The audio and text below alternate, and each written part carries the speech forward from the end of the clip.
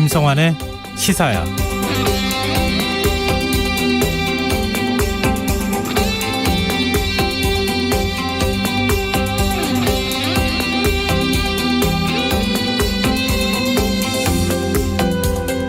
안녕하십니까. 시사평론가 김성환입니다. 이재명 경기지사가 민주당 대선 후보로 선출된 이후 처음으로 의원청에 참석해 정권 재창출을 위한 단합을 강조했습니다. 송영길 대표도 오늘 이낙연 전 대표의 지지자들에게 부적절한 표현을 사용한 것에 대해 사과했는데요. 민주당이 경선 후유증을 수습할 수 있을까요? 사실 원칙 경선을 치러야 한다는 것 이외에도 이재명 지사가 풀어야 할 과제는 많습니다. 당장 다음 주 월요일로 예정된 국감에서 대장동 의혹에 대한 야당의 공세에 맞서야 하는데요. 국감 이후 여론은 어떻게 흘러가게 될까요? 이런 가운데 국민의힘 경선도 한층 더 치열해지고 있습니다. 4명의 대선 경선 후보들은 오늘 1대1 맞수 토론을 벌였는데요. 윤석열 전 검찰총장에 대한 징계가 정당했다는 법원의 판결과 도덕성 문제 등이 쟁점으로 떠올랐습니다. 대선을 앞둔 정치권 움직임, 잠시 뒤 이어지는 뉴스야에서 자세히 분석해 보겠습니다. 학교 비정규직 노동자들이 오는 20일 총파업에 나서기로 했습니다. 파업이 예정대로 시작되면 학교 급식과 돌봄 공백이 불가피할 것으로 보이는데요. 어떤 문제가 있는 건지 더 깊이 있게 들여다보는 인터뷰 시간에 전국 학교 비정규직 노동자 관계자와 이야기 나눠보겠습니다. 김성환의 시사에는 청취자 여러분들의 관심과 참여를 기다립니다. 시사 애청자분들이라면 저희가 라디오 청취율 조사 기간을 맞아서 프로그램 홍보하고 청취자분들과 소통하는 작은 이벤트 이어가고 있다는 거 다 아실 텐데요.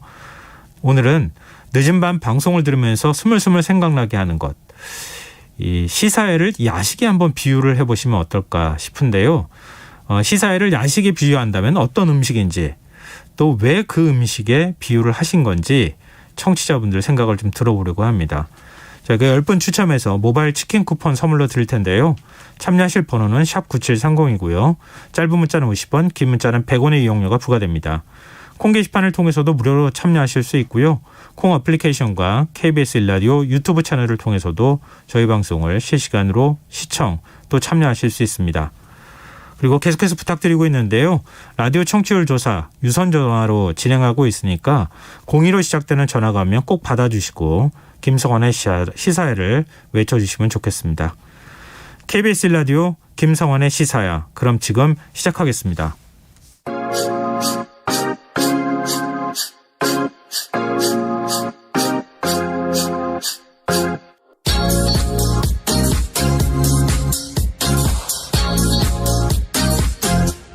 KBS 1라디오 김성환의 시사야.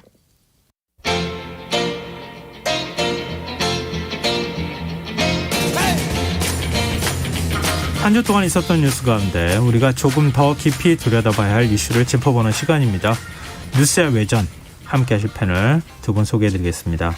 배종찬 인사이트K 연구소장 자리하셨습니다. 안녕하세요. 안녕하십니까. 김민하 시사평론가 모셨습니다. 안녕하세요. 안녕하세요. 오늘 정치권 얘기를 우리가 안 할 수가 없는 상황이 됐는데요. 이재명 경기도지사가 민주당 대선 후보로 최종 확정이 됐잖아요. 근데 컨벤션 효과가 별로 나타나지 않는다. 이런 이제 얘기가 나와요. 이재명 지사 혹시 지지율이 어떻게 변화했는지 우리 김민하 시사평론가가 먼저 좀 정리를 해주시면 어떨까요? 이런 건 제가 또 정리를 해야죠. 네, 그럼요. 정리의 달인. 네, 치킨 샐러드 같은 방송, 네, 시사야에서 네, 제가 샐러드 역할을 제가 하겠습니다. 왜 치킨 샐러드예요? 야식하면 네. 생각나는 치킨 샐러드죠. 역시 야식의 제왕은 치킨이 아닐까요? 네, 그런데 그렇죠. 치킨이 좀 몸에 안 좋고 네, 좀 사람을 좀 비만하게 만들 수가 있기 때문에 시사야는 치킨의 맛은 있지만 네, 샐러드가 있는 치킨 샐러드다. 우리도 청취자분들을 좀 동기부여를 하기 위해서 저는 우리 시사야는 족발 막걸리 같은 프로그램이다. 왜 족발 막걸리예요? 족발이요. 밤에 이게 출출할 때 네. 씹으면 씹을수록 고소하거든요. 들으면 들을수록 행복해집니다. 여기에 과음은 안 되고요. 네. 막걸리 한 잔. 알겠습니다. 전통 동동. 족발은 윤석열 전 총장이 좋아하는 음식이라고 그러던데. 아, 그래요? 적당히 해요. 아니 근데 아무튼 어떻게 시키지도 않아도 이렇게 얘기를 잘 풀어나가요. 참.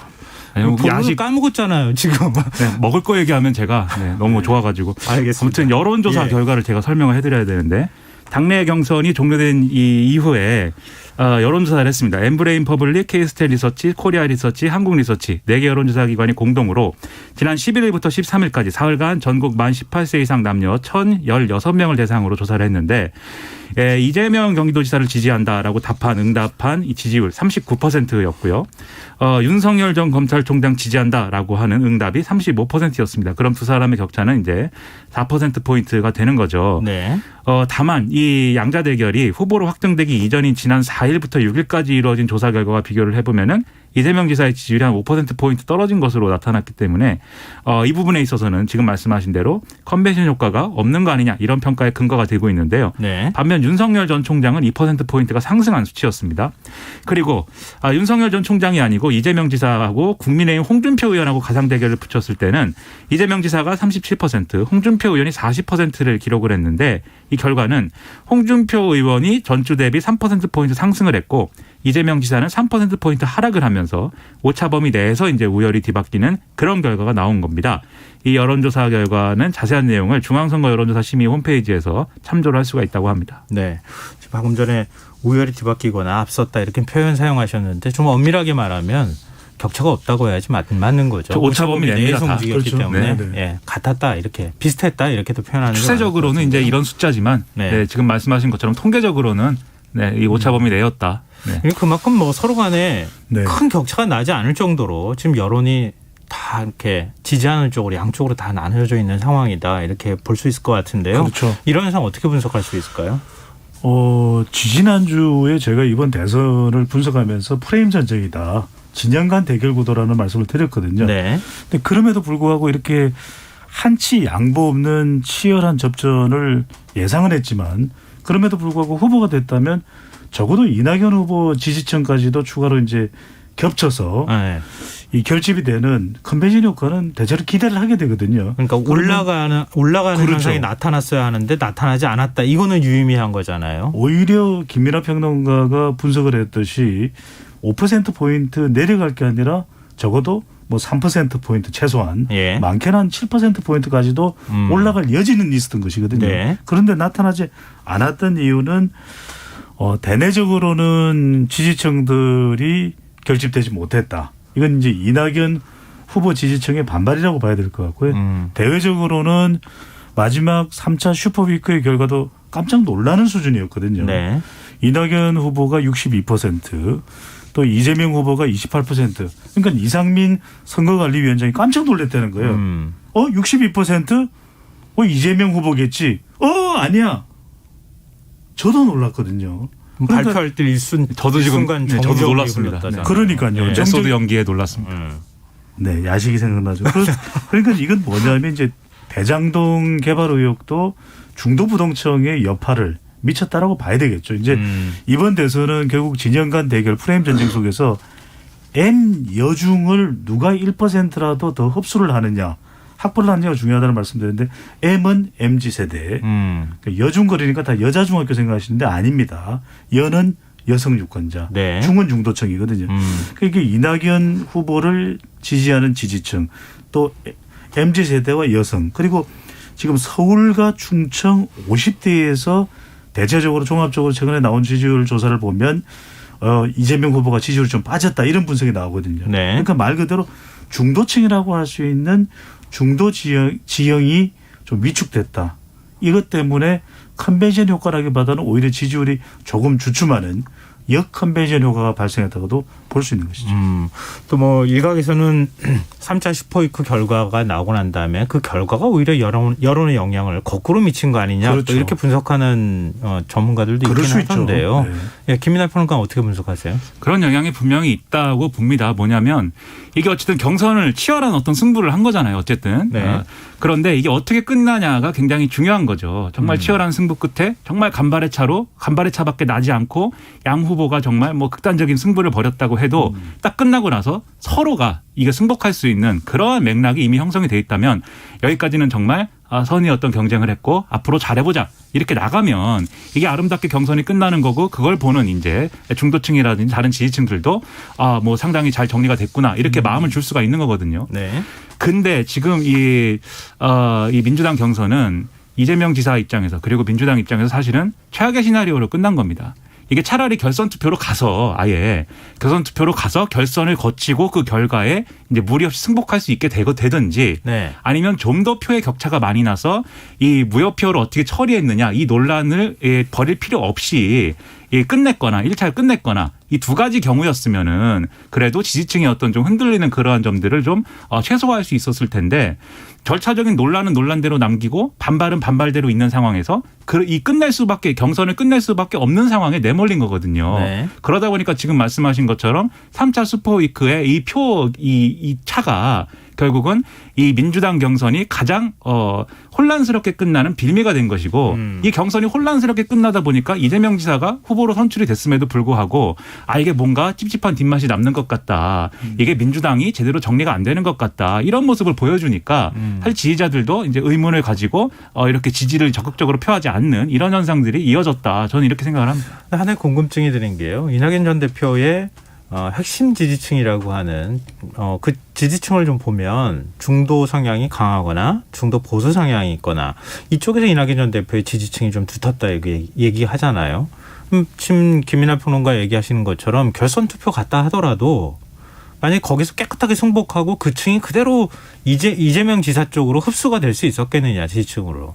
이런 의문이 드는데 두 분은 어떻게 생각하세요? 그 시간이 걸릴 수밖에 없을 거라고 저도 진단을 했습니다. 그러니까 네. 이제 10일 날 이재명 후보로 결정되고 난 이후에 경선 불복이라기보다는 이제 경선 반발이 나왔죠. 그래서 한 조사에서는 뭐 수치는 말씀 안 드립니다. 이낙연 후보 지지층이 이재명 후보를 지지하기보다는 윤석열 후보 쪽으로 간다. 그 이전에도 그런 유사한 분석이 있었어요. 왜냐하면은 뭐 이낙연 캠프 쪽에서 그렇게 얘기했었죠. 이낙연 후보의 지지 기반이 대체적으로 연령대가 높고 또 중도인데 중도 진보거든요. 근데 네. 뭐 중도라는 것은 사실은 진보와 보수로 엄밀하게 나누어지기보다는 연령대의 영향을 더 많이 받습니다. 속성적으로.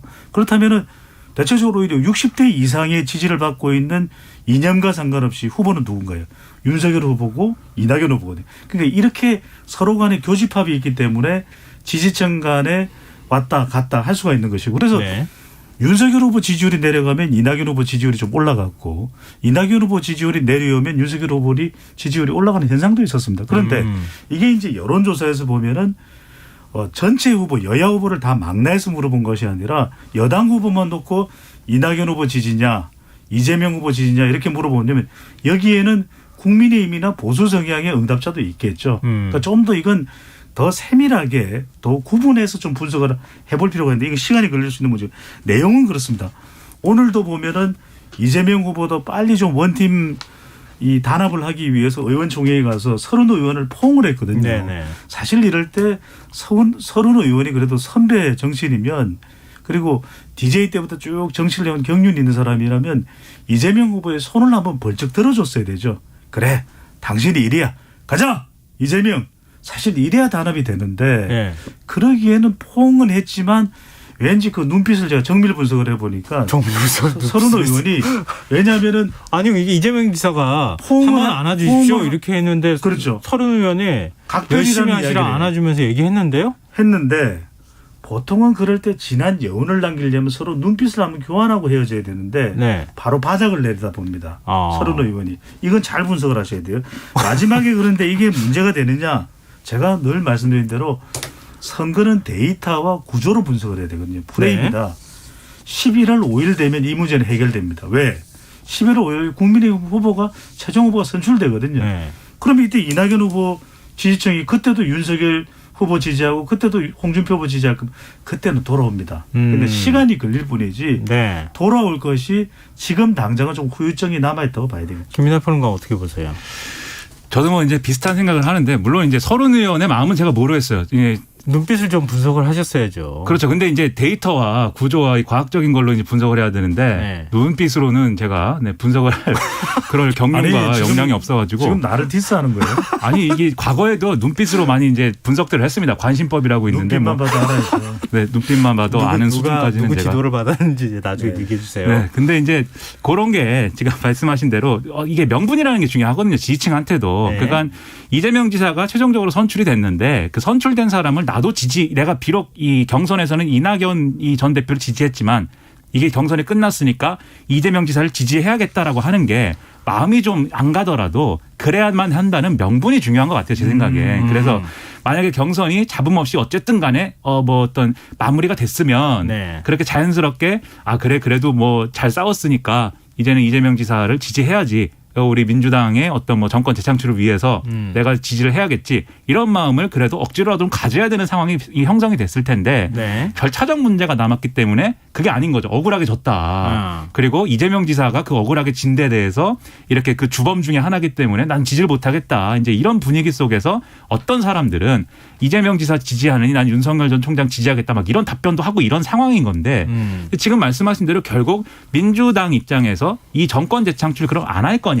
이 맥락을 당 지도부도 그렇고 이재명 지사도 그렇고 지금의 어떤 플레이어들이 제대로 이 맥락을 형성해 주는 게 그래서 중요하다고 봅니다. 이게 앞서 이제 이 김성환 평론가님이 질문한 게 결선 투표까지 갔으면 이낙연 전 대표 지지층이 100% 이재명 지사로 왔겠느냐 이제 이걸 질문하셨는데 예. 저는 100% 다 오지 못했을 것이라고도 못했을 수도 있다. 왜냐하면 투표 포기층도 있었을 것이기 때문에. 네.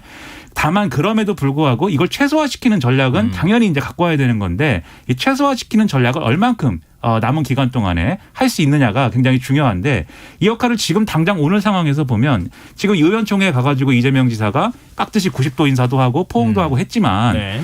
이걸로 이 지지층을 이제 단결을 조기에 시키는 그런 효과를 완전히 발휘하기는 저는 어렵다고 봐요. 그것보다는 경선 과정에서 있었던 구체적인 이제 좀 이낙연 전 대표 지지층의 어떤 좀 마음을 흔들게 했던 그런 여러 가지 것들에 대해서 좀 구체적으로 이제 언급을 할 필요도 있어 보이고 결정적으로 이낙연 전 대표가 이 메시지는 원팀으로 가야 된다. 뭐 강물은 만나야 된다. 이런 메시지를 내놓고 있지만 태도 자체는 이제 그렇게 시원하게 이제 좀 마무리가 됐다는 태도가 지금 아니거든요. 네. 그래서 이 태도를 바꿀 수 있는 여러 가지 이벤트들을 가져가는 것이 지금은 상당히 필요하다고 생각이 됩니다. 근데 사실 뭐 정치인도 사람이니까 어찌 보면 정치인이 더 속 좁다 이런 얘기도 많이 하고 그러잖아요. 우리. 이건 이낙연 전 대표를 지칭해서 제가 말씀드리는 건 아니고 금방 마음이 풀리지 잘 않는 거죠. 그렇죠. 시간이 좀 필요하지 않겠어요? 근데 원팀이 되는 거는 이재명 지사 입장에서 매우 중요하다. 그럼요. 왜냐하면 지지층을 이재명 지사 쪽으로 최대한 끌어당기는 게 중요하니까. 어떻게 해야 원팀이 될 것인가. 지금 그 화두를 같이 던지신 거란 말이에요. 김민하 평론가가. 저는 삼박자 이론을 말씀드려야 될 것 같은데 결국에는 원팀이 된다라는 것은 세 가지 지표거든요. 네. 하나는 이제 진보층이고 또 하나는 이제 민주당 지지층이고 하나는 이제 호남입니다. 왜냐하면 범호남이라고 하는 것이 가장 중요한 민주당의 기반이거든요. 네. 그러니까 호남 대망론을 꿈꿨던 것이 이낙연 후보입니다. 제가 호남에 태어나서 저를 좀 지원해 주십시오. 이게 이제 이 품격을 이야기했던 이낙연 대표였거든요. 근데 저는 삼박자론이라는 말씀을 왜 드렸냐면 이게 화합을 하고 원팀을 만드는데 중재자 역할이 중요합니다. 네. 송영길 대표가 이낙연 후보의 지지층의 일부는 일배다 이런 말을 하면 안 되죠. 그러니까 오히려 저는 송영길 대표는 빨리 이낙연 후보한테 가서 설득을 하고 뭐냐 제가 듣겠습니다. 문제 해결하는데 제가 앞장서겠습니다. 또 하나는 이래야만이 지지층들이 더 결집을 할 수 있는 것이고 또 하나는 중진의 역할입니다. 이게 4선 5선한 의원들이 지금 막 이 무효표에 집착을 하는 그런 모습은 보여서는 안 되는 것이거든요. 왜냐하면 당헌 당규에 대해서 이상민 선거관리위원장이 유권 해석을 해보니까 이건 이래요. 따라야죠. 그다음에 세 번째는 뭐냐면 네. 저는 김대중 대통령이 승리할 수 있었던 이유는 DJP 연합이거든요. 네. 그때 원로들이 계십니다. 김원기 전 의원도 있고 당의 원로들 있잖아요. 이분들이 모여서 어떻게 하면 우리가 원팀이 될 수 있다. 이낙연 후보한테도 이야기하고 이재명 후보 이런 삼박자 이론을 통해서 더 결집을 하는 것이 필요한 것이죠. 네. 김민하 평론가 어떻게 보십니까?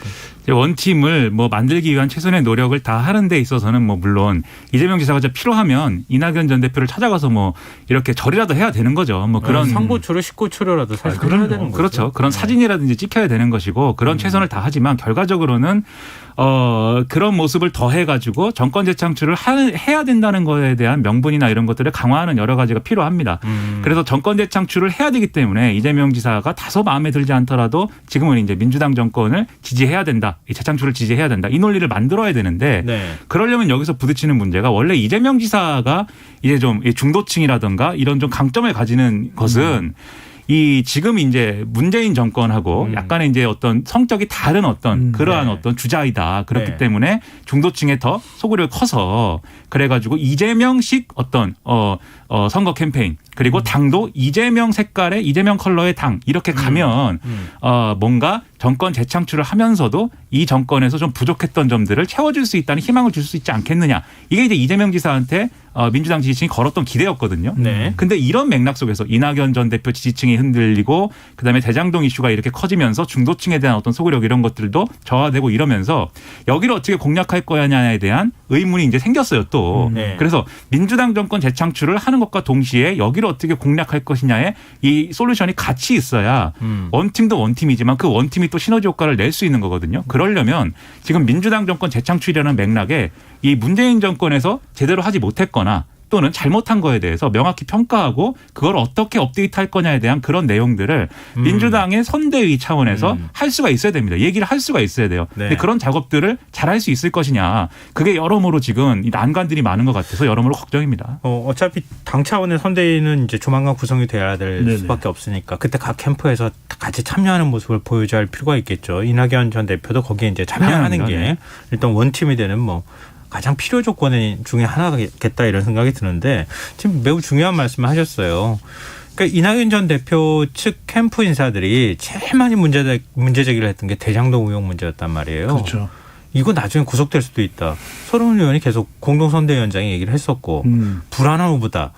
사실 이게 이낙연 전 대표 지지층한테 상당히 많이 먹혔을 가능성이 있거든요. 그럼요. 근데 이재명 지사가 지금 정면 돌파를 선언하고 나 경기도 국감에 나가겠다. 18일과 20일 다음 주잖아요. 네. 국감 나가서 이 지사가 어떤 모습을 보느냐가 매우 중요할 것 같은데 이게 지금 이 지사 입장에서 정말 여론을 탁 반전시킬 수 있는 계기로 만들 수 있을지 아니면 진짜 악수가 될 수 있을지 두 분은 어떻게 보세요?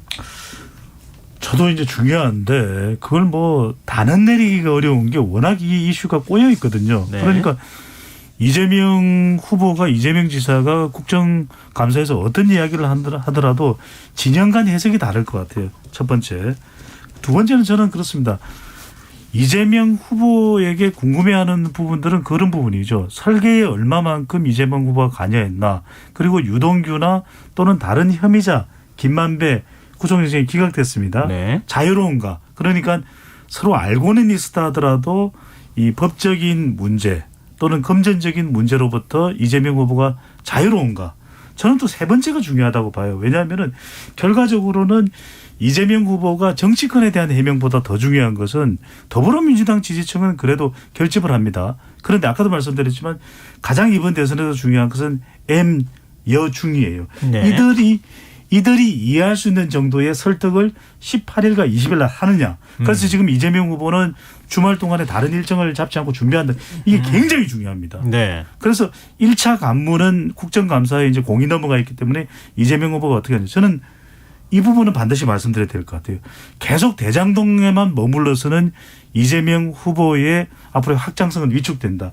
더 국민들이 기대하는 것은 성남시장일 때 대장동도 있지만 성과와 추진력도 있었거든요. 결국은 대장동과 삼청동의 싸움입니다. 삼청동은 청와대가 있는 곳이고 미래비전. 그러니까 국정 5년은 앞으로 있을 일이기 때문에 얼마나 능력을 발휘할 수 있느냐가 중요하거든요. 네. 저는 그 부분을 놓치면은 이재명 후보의 경쟁력이 상당히 위축될 수밖에 없다. 얼마만큼이나 삼청동 상징성입니다. 미래 비전을 이야기하는 건 중요하게 보입니다. 알겠습니다. 방금 전에 배 소장 마이크 터지는 줄 알았어요. 앞에 있는 거. 그냥 웅변하듯이 얘기하셔가지고. 부럽습니다. 네. 야식이 생각나가지고. 김민하 평론가 마지막 얘기 듣고 이제 주제 다른 국감을 이제 넘어가죠. 안 가면 네. 이재명 지사가 이제 이 당 지도부가 권유한 것처럼 그 전에 지사 사퇴를 해가지고 국감을 안 가면 그것은 무난하게 이 지지율 저하되는 길인 거죠. 대장동 이슈에 대해서 이제 이 정면 승부하지 않는 모습을 보이고 사실은 도망갈 것 같은 이제 그런 맥락이 펼쳐질 것이고 그것에 대해서 국민의힘이 굉장히 집요하게 도망가지 않았느냐 이렇게 할 것이기 때문에 그거 이제 약간 무난하게 손해보는 경우의 수고 국감에 출석을 한다는 것은 네. 둘 중에 하나인 거죠. 거기서 뭔가 이제 통제되지 않는 어떤 리스크들이 발생해가지고 아주 큰 문제가 되거나 그래서 크게 좀 저하되거나 경쟁력이 그게 아니라 거기서 뭔가 좋은 모습을 보여줘가지고 전화위복이 되거나 그러니까 사실 이게 승부수일 수 있는 거죠. 승부수를 이제 던졌다고 이제 생각이 되는데 근데 저는 여기서 그러면 이 승부수를 던진 거에 대해서 어떻게 현명하게 돌파할 수 있느냐에 대해서는 저는 이렇게 생각을 합니다. 이재명 지사가 지금까지 해온 것처럼 이 대장동 이슈, 이 대장동 개발 의혹이라는 것은 국민의힘 게이트고 나는 다 잘했는데 이 부분에서 개발업자들하고 그다음에 국민의힘과 연결된 법조인들하고 이 사람들이 잘못해서 이렇게 된 거다. 이런 방식으로만 계속 얘기를 하면 저는 이것은 이제 승부수를 던진 거에 비해서는 큰 효과를 못 볼 것 같아요. 네. 왜냐하면 지금까지도 그렇게 주장을 해왔는데 지금 여론조사나 이런 것들 나온 거 보면은 여전히 대장동 개발 의혹에 대해서 이 사업이 잘못된 거에 책임 소재를 이제 묻는다고 하면 네. 이재명 지사 책임이라는 여론이 상당히 높게 나오거든요. 네. 그건 국민들이 그렇게 보고 있는 것이기 때문에 네. 이게 이재명 지사가 지금까지 이 사업에 대해서 해명할 것은 사실은 사실관계들은 다 설명했습니다. 이미 네네. 다 설명을 했지만 네. 사람들이 볼 때는 그 설명의 방식이라는 게 본인의 어떤 잘한 것과 잘못한 것 앞으로 어떻게 고쳐나가겠다 이런 방식이 아니라 국민의힘을 공격하기 위한 근거로 이런 것들을 설명한 것처럼 지금 비춰지고 있어요. 근데 그건 더 이상 안 된다는 거죠. 그렇게 할 게 아니라 똑같은 네. 설명을 하더라도 지금 국민들이 볼 때는 이게 이재명 지사가 본인이 직접 돈을 받거나 뭐 이런 비리가 아니더라도 네. 뭔가 추진력 있게 일을 막 밀고 나간 것이 뭔가 부작용이 나가지고 이렇게 된 거예요. 근데 이것을 국민의힘 탓이다, 법조인들 탓이다라고 하면은 대통령이 돼서도 비슷한 스타일로 또 할 거다가 돼버려요. 근데 이렇게 되면 안 되고 지금 비록 성남시에서는 이런 문제가 생겼지만 대통령이 된다면 나는 이런 문제를 다시 되풀이하지 않고 네. 이런 방식으로 해결해 나가겠다. 이거를 보여줘야 됩니다. 그게 이제 삼청동의 미래인 거죠. 그렇죠. 그래서 그런 걸 보여주는 데 방점을 찍어야 되고 이 사업의 한계였다든지 잘못했다든지 이런 것들은 제가 볼 때는 국감 자리에서 쿨하게 인정하고 넘어가는 그런 모습을 좀 보여줘야 됩니다. 두 분 말씀 들어보니까 사실은 대장동 의혹이 어떻게 국감장에서 모두 해소될 수 있겠습니까? 해소되지 않는 거잖아요. 그렇죠. 그럼요. 근데 그걸 어떤 방식으로 설명할 것이냐. 이재명 지사의 태도가 굉장히 중요하겠다. 지금 말씀하신 것처럼 좀 국민들이 문제가 있어라고 생각하는 부분은 진짜 쿨하게 진솔하고 솔직하게 인정하고 그리고 진짜 부당하다고 생각하는 거 지금 뭐 예를 들면 비리에 연루됐다고 하는 거는 아직 이재명 지사와 관련해서 이 뭔가 연결할 만한 지점을 못 찾고 있는 거잖아요. 그런 부분에 있어서는 정면 정확하게 맞서는 모습을 보여준다거나 이렇게 어떤 태도를 만들어가는 게 굉장히 중요하겠다 이런 생각이 드네요. 그럼요. 그 지금 앙헬라 메르켈 독일 총리가 하는 이야기가 진심의 정치입니다. 그러니까 국감장에 나와서 이재명 후보가 선보일 수 있는 단계는 세 가지예요. 첫 번째로는 저는 그래도 유동규 전기획본부장 임명하고 했거든요. 예. 사과를 하는 게 맞습니다. 이미 한 바도 진심으로 있기도 사과합니다. 네. 그 잘못된 게 있다면 사과합니다. 그리고 어떤 식으로 개선하겠습니다. 그다음 미래를 이야기해야 되는 것이겠죠. 네. 두 분이 빼놓지 않고 얘기하신 게 미래를 보여줘라. 예, 이 부분 글쎄요. 이 지사 측이 우리 방송 듣겠죠? 당연히 듣죠. 이건 필히 듣죠. 전 세계 청취자들이 듣고 있습니다. 예, 아마 70억 인류가 다시 듣고 듣기도 있습니다. 하고 오징어 게임을 능가했다는 이야기도 있어요. 네. 알겠습니다. 제가 원하는 답변을 해주셔서 진짜 고맙습니다. 지금 여러분께서는 KBS 라디오 김성환의 시사를 듣고 계십니다. 뉴스 아베전 김민하 시사평론가 배종찬 인사이트 K 연구소장 두 분 패널과 함께하고 있습니다. 이제 국민의힘 얘기도 좀 해보죠. 국민의힘에서 가장 지지율이 높게 나온다고 하는 윤석열 전 검찰총장에 대한 징계가 정당했다. 검찰총장 시절에. 법원의 판단이 나왔어요. 이번 법원 판결이 윤 전 총장 지지율에 어느 정도 영향을 미칠 거라고 보시는지 두 분 말씀을 좀 먼저 듣고 싶어요. 저는 결과적으로 국민의힘 지지층이나 보수층이 움직일 거라고 보이지는 않아요. 예. 근데 결과적으로 이제 중도 확장상 또는 중도 보수 쪽의 지지층 그리고 또 MZ세대 또 여성들에게는 영향을 미칠 수가 있는 것이죠. 왜냐하면 대체적으로 지금 제가 말씀드린 이들이 이제 부동층 성격이 강하거든요. 그런데 왜 그러냐? 명분에 타격을 입는 거죠. 그렇죠. 검찰총장 시절에 핍박받았다. 그렇죠. 그 이야기를 한 겁니다. 아니 내가 뭘 잘못했다고 정직 2개월입니까? 나 이거 못 받아들입니다. 네.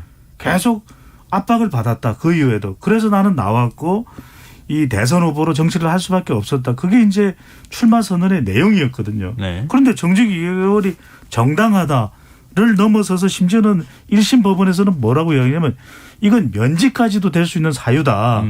채널A 감찰과 수사를 못하게 했고 그다음에 이 판사를 사찰하는 문건을 만든 거 잘못했다. 네. 여하튼 법원에서 그런 판결을 내린 거예요. 네. 윤석열 후보는 또 발끈해서 바로 항소를 했지만 그러니까 이게 윤석열 후보의 대선 명분에 타격을 주는 것이기 때문에 저는 뭐 이제 국민의힘이나 보수층에는 결정적이지 않다 하더라도 지금도 그렇지만 앞으로도 이 확장성에는 부담이 되는 걸로 보입니다. 네. 김민하 평론가 어떻게 보십니까? 그 말씀하신 대로 결국 대선은 중도층을 이제 잡는 게임이 될 건데 말씀하신 대로 확장성에 이제 문제가 생기죠. 그렇지 않아도 검찰총장 출신이 바로 이제 대선에 직행할 수 있는가 이게 바람직한가 여기에 대한 의문을 사람들이 갖고 있었지만 이 의문을 덮은 게 지금 말씀하신 대로 이 정권에서 추미애 전 법무부 장관 등이 이 윤석열 전 총장이 너무 이 정권에 불편한 어떤 수사를 해가지고 그거를 이런 식으로 보복해가지고 뭐 이렇게 됐다. 뭐 이런 식의 스토리 때문에 이 검찰총장이 대권 직행하는 거에 대해서 어떤 문제의식이나 이런 것들이 좀 수면 아래로 가라앉았던 거잖아요. 예. 근데 판결이 나온 걸 보면은 결국은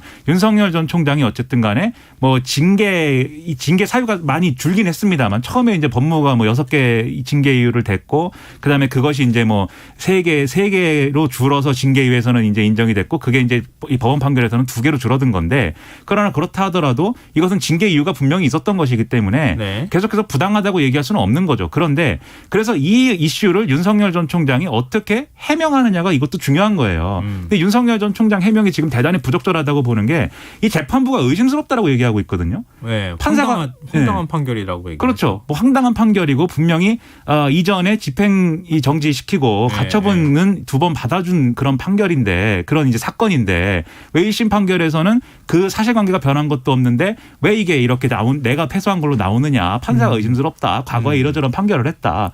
근데 그게 아니죠. 당연히 법률가적인 어떤 상식으로 보면 가처분은 가처분인 것이고 가처분은 이게 본안 소송에서 다퉈볼 여지가 있겠다라는 판단으로 해주는 거고 네네. 그 본안 판단을 받아봤더니 윤석열 전 총장이 패소한 거잖아요. 그럼 이거는 상관이 없는 거죠. 그런데 이렇게 법률가적인 어떤 그런 맥락이 아니라 굉장히 이 판결에 배후가 의심된다든지 심지어 이재명 지사하고 권순일 전 대법관하고 무슨 관계가 있는 것처럼 지금 얘기가 나오고 있고 이런 걸 종합을 해볼 때 법원이 상당히 의심스럽다. 이렇게 가는 것은 제가 볼 때는 최악의 대응입니다. 그래서 왜 이런 대응을 계속하고 있는지 저는 의문인 거고요. 차라리 그렇게 할 것이 아니라 이 징계를 받을 정도의 잘못은 내가 한 게 맞을 수 있다. 하지만 그 당시의 맥락 속에서는 분명히 또 이 정권에 그러한 핍박이 있었던 것도 사실이다. 이렇게 정리를 하고 넘어가는 게 차라리 윤석열 전 총장에게 좋은 길인데 지금 이런 모드가 전혀 아닙니다. 저는 이해가 안 됩니다. 왜 이러는지. 근데 뭐 이해가 안 되는 걸 떠나서 지지율은 어느 정도 영향을 미칠까 이게 제일 중요한 거 아니겠습니까? 결국 유권자가 어떻게 생각하는가가 중요한 건데 말씀하신 것처럼 지금 배종찬 소장은 크게 뭐 지지율이 떨어지거나 그럴 것 같지는 않다고 말씀하셨잖아요. 근데 아주 크지는 않더라도 이게 이제 명분에 타격을 입으면은 확장성에 문제가 되는 것도 지금은 뭐 크게 영향을 그렇죠. 미치지는 홍준표 후보는 않겠지만. 경쟁하는 것에도 영향을 줄 수 있는 거죠. 본선에도 영향을 줄 수가 있겠죠. 그러니까 저도 지금 당장 지지율이 이제 하락하거나 이러진 않을 거라고 보는데 왜냐하면 보수층이 받아들인 이 사건은 이 정권하고 윤석열 전 총장이 싸우는 과정에 나온 여러 가지 맥락으로 받아들여지고 있기 때문에 그래서 지금 지지율이 꺼지지는 않을 거라고 보는데 네. 다만 여기에 이제 시한폭탄이 지금 잠재돼 있어요.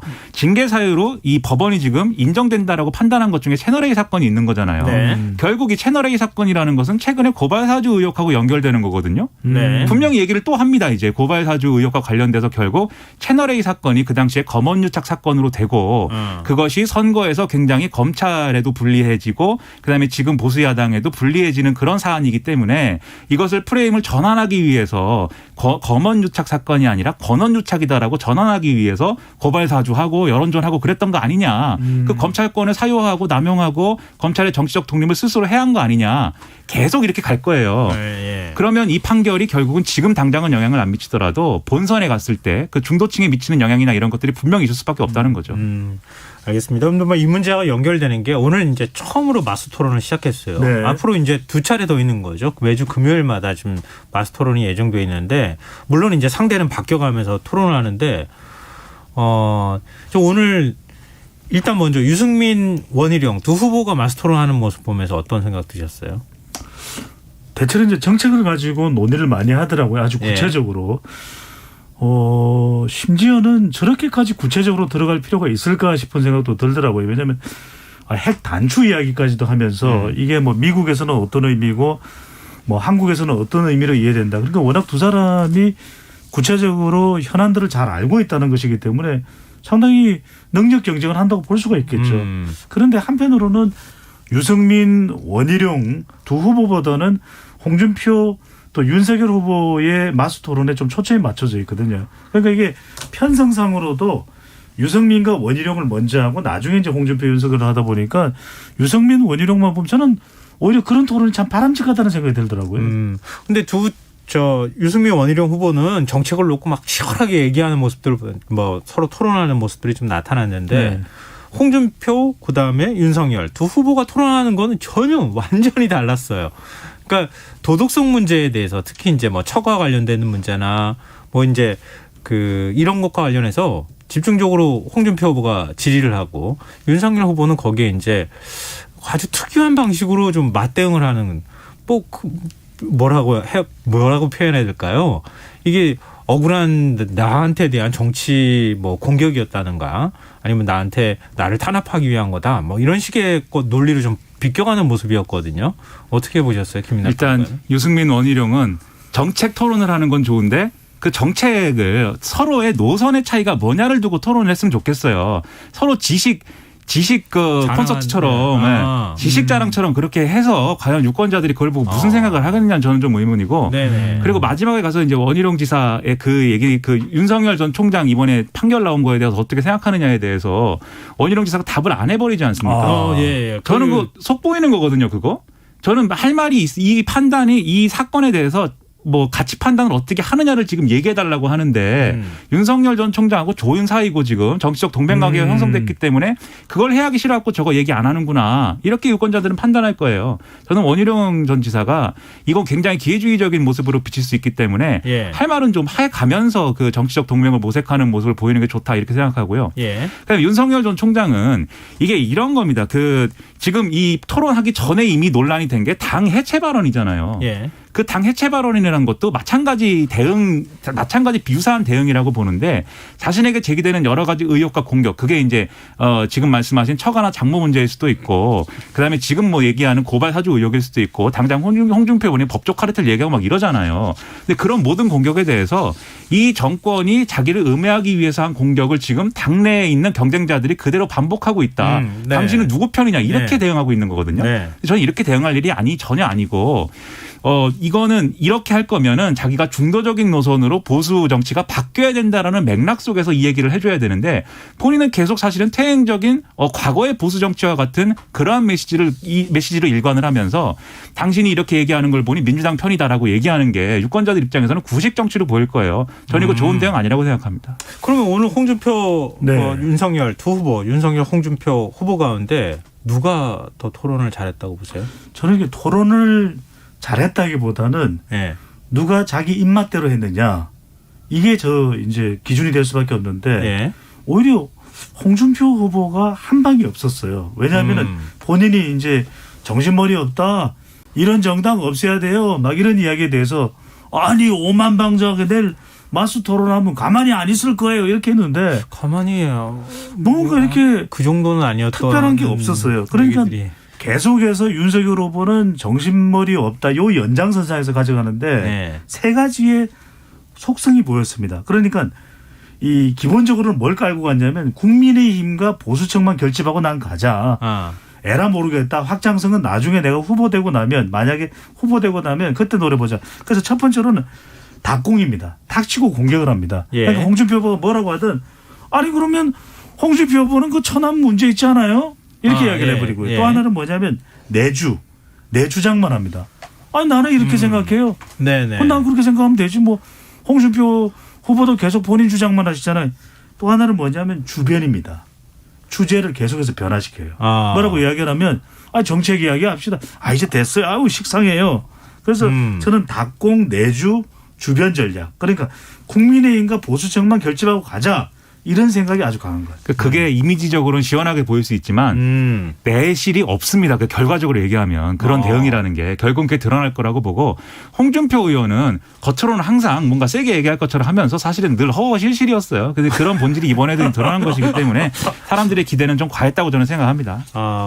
그래도 좀 이번에 마스토론 이거 한 번밖에 없기 때문에 네. 확실하게 이렇게 기선을 제압하는 듯한 모습을 좀 기대하셨던 분들이 홍준표 후보 지지자들 중에서 있었을 것 같은데 그 정도까지는 아니었던 거 아니냐. 그러니까 윤석열 전 총장이 지금까지 토론 너무 못해가지고 이번에 좀 사이다를 보여줬기 때문에 그건 좀 득표가 있었을 거예요. 사람들이 침대 토론이라고까지 하더라고요. 윤석열 전 총장한테.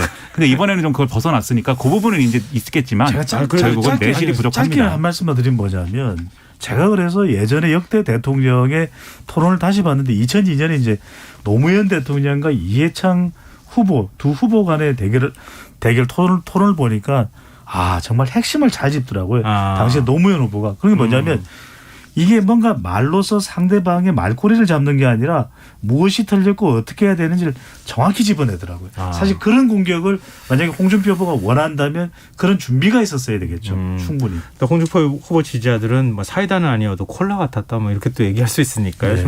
좀 나중에 평가를 여론에 어떻게 반영되는지 좀 보고요. 저희가 청취율 조사 기간을 맞아서 오늘도 청취자 이벤트를 하고 있는데요. 오늘 김성환의 시사회를 야식에 비유하면 어떤 야식에 비유할 수 있을까요? 이렇게 청취자분들께 의견을 좀 여쭙고 있어요. 0294님께서 닭발과 오돌뼈 같은 방송입니다. 뼈도 있고 맵고 맛도 있고 뉴스에 관심 없는 저였는데 퇴근 시간마다 듣고 있는데 너무 머리에 쏙 들어온 방송입니다. 네. 최고 이렇게 해주셨습니다. 오돌뼈는 소주죠. 네. 1212님 시사회는 단골 야식집 같아요. 그날 다른 메뉴로 저를 살찌게 한답니다. 네. 이렇게 의견 주셨습니다. 다이어트 하셔야 되고요. 아닙니다. 또 찔 땐 쪄야 됩니다. 네. 이제 운동하면 돼요. 마치겠습니다. 네. 계속 문자 주십시오. 네. 시사회 어떤 야식에 비유하실 수 있는지 기다리겠습니다. 오늘 뉴스의 외전 지금까지 김민아 시사평론가 배종찬 인사이트 K 연구소장 두 분과 함께했습니다. 고맙습니다. 고맙습니다. 감사합니다.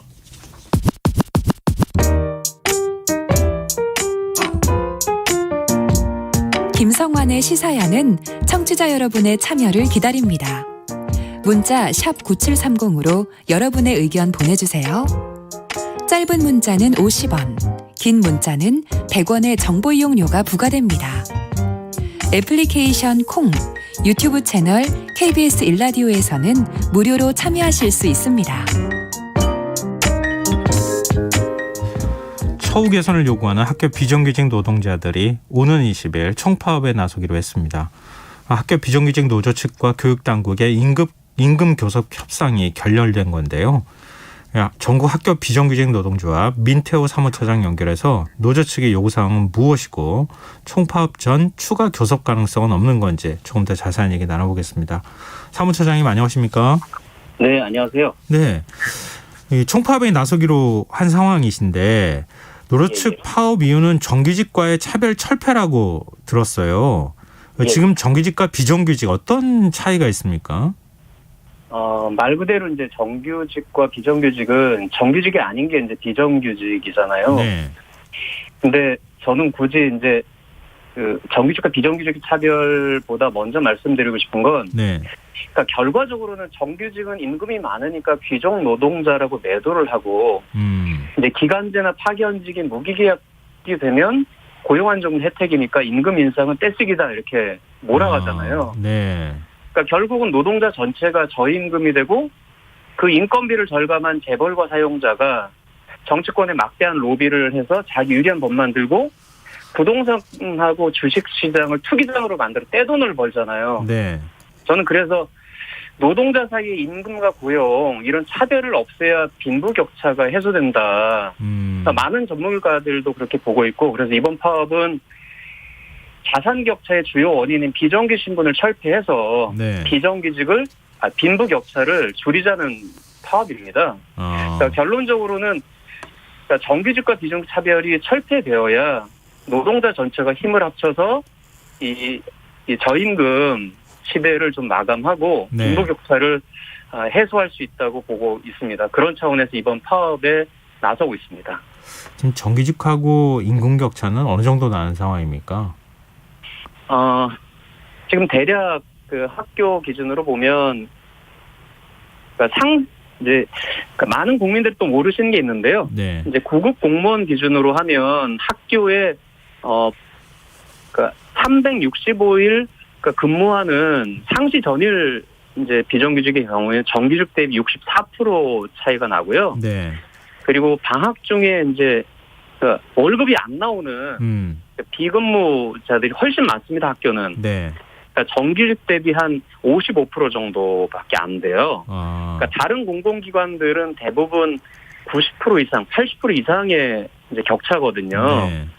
그러니까 훨씬 많은 격차가 나니까 상대적 박탈감이 학교가 큰 거고 그러다 보니까 파업에 많이 나올 수밖에 없는 겁니다. 지금 임금 인상을 몇 % 정도 요구하고 계십니까?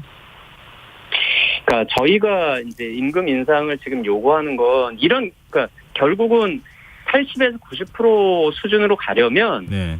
그러니까 이론적으로 저희가 요구하는 건 물론 이제 20% 수준의 임금 인상을 요구를 하고 있는 거예요, 전체. 네. 근데 하지만 그것이 하루아침에 되는 건 무리라고 보고 있고요. 네. 그러니까 단계적으로 로드맵을 정해서 예.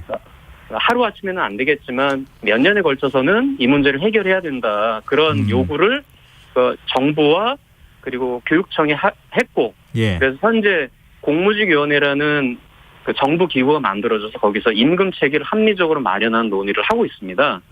그래서 이번 임금 교섭에서는 그 연장선에서 올해 그 로드맵 안에서 얼마를 올릴 거냐. 네. 그러니까 이걸 결정을 할 것을 저희가 요구하고 있는 겁니다.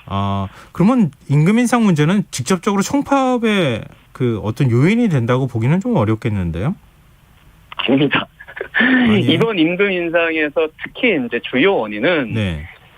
그러니까 정부 기구에서 이미 국가인권위원회나 이제 공무직위원회에서 이제 임금 격차가 너무 과도하니까 네. 이걸 해결하라고 하는 이미 권고안이 내려왔어요. 예. 특히 이제 명절을 비롯한 복리후생비는 공무원하고 직무 관계에서 차별이 없어야 된다. 그러니까 예. 똑같이 줘라.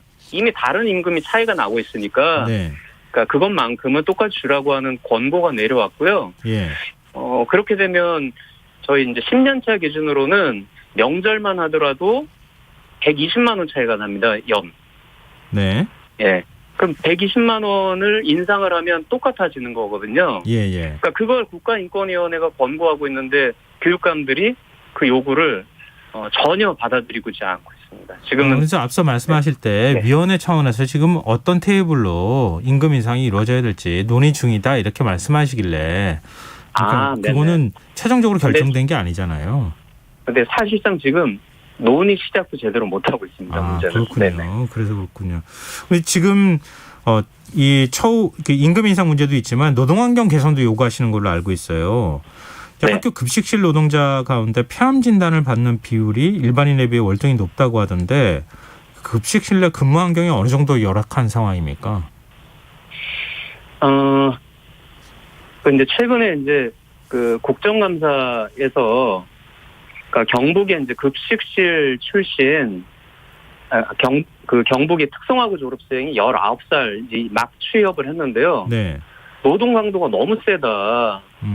이제 군대보다도 2배, 3배 노동 강도가 강하다. 예. 그리고 맨손으로 튀김 요리를 직접 끓는 튀김물에 손을 집어넣으면서 한다. 네. 시간이 없어서 배치 기준 그 급식실 배치 기준이 너무 열악하니까 개선해달라고 하는 그 녹음을 한 증언이 국정감사장에 올려 퍼져서 화제가 됐었는데요. 네. 그러니까 일반 다른 공공기관보다 급식실의 이제 배치 기준이 2배, 3배 더 열악합니다. 군대보다도 더 열악하고요. 그러면은 노동환경 개선을 위해서 어떤 게 필요하다고 보십니까?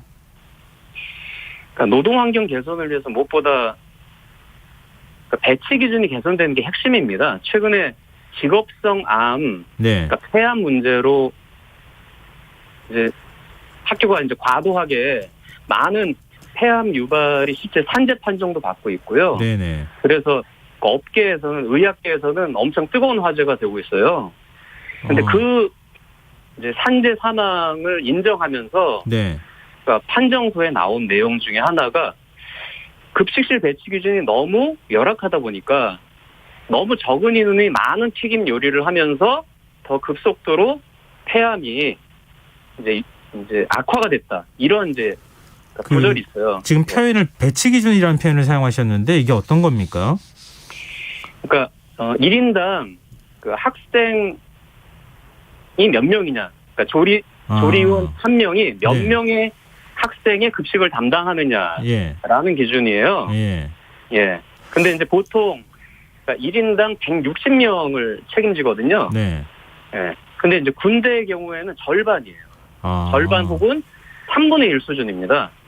그럼 더 많은 그 급식실 노동자들을 채용을 해야 된다 이런 얘기인가요? 맞습니다. 그래야 근골격계도 그러니까 소위 골병도 발생하지 않을 수 있고 네. 폐암을 비롯한 직업성 암들도 줄어들 수가 있는 겁니다. 그 시간제 그러니까 초등 돌봄 전담사들의 경우에는 코로나19 이후에 업무량이 많이 늘었다고요? 예, 맞습니다. 일단 긴급 돌봄을 하다 보니까 평소에 이제 다른 행정 업무도 필요한데 네. 행정 업무 할 시간이 전혀 없고 마치 이제 병원의 간호사들과도 같아요.